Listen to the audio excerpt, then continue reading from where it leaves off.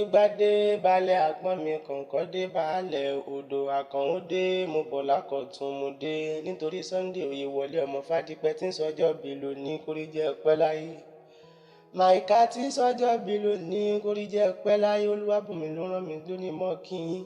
Ojú àmọ́ràn dún ní mọ́ kí yín pẹ́ ṣeun gan ẹ ti ṣọdún yìí náà kórí jẹ́ pẹ́ láyé ó ṣe mí tàyàtọ̀mọ̀ nínú owó lálá nínú àìkú tí ṣe balẹ̀ ọ̀rọ̀. Onímọ̀ bá yín dúpẹ́ pójú àmọ́ràn dún onímọ̀ bá yín dúpẹ́ lọ́wọ́ Olódùmarè ọba ọ̀gá ògo tó dá yín sí ẹ̀gbọ́n ayọ̀ nífàyín láṣọ ìyàtọ̀ mọ́tayá. Sunday Màìká tí sọjọ́ bí lónìí CEO Acts from God Nigeria Limited àtọ̀rọ̀ ohun gbogbo lọ́wọ́ Olódùmarè ṣebí kò ní tẹ́ ṣebí kò díjọ gbòǹfò mìgídà kan tó méde tó níbodè ń gbọ́ ó mọ lọ́rẹ́ ó mọ bọ́rẹ́ ayé ò ní fẹ́ gbà fún ọ ló jẹ ẹ ti sọdún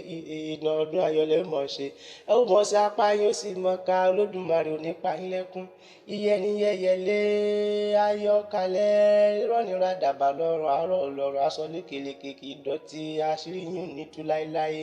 Olúwàbùnmi ni mo wí fún yín pé ọdọọdún ni láǹṣó lógúnlógún ọdọọdún ni kànṣó lọ́gbọ̀nlọ́gbọ̀n àròdún sọdún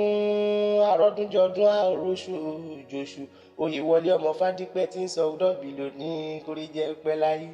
Afúnimáwo bẹ òkè òkè lọ́wọ́ afúni ń gbé àbòdì ntọ́lókun àbòdì ntọ́lọ́sà níre níre là ń sọ̀rọ̀ àtàrí èrè lójú owó orin ire lójú yín ó mọrí ní ìgbà gbogbo ìran ọbẹ̀ ní bẹ́ṣú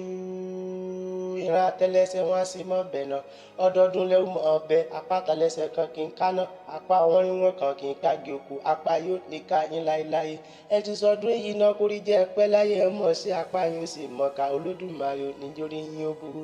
ìgbà ọdún kan ní òjòjò kì í ṣòwò kó mọ̀ lè nájà kókókó làrọ̀ tá ń lè ìgbà ọdún kan.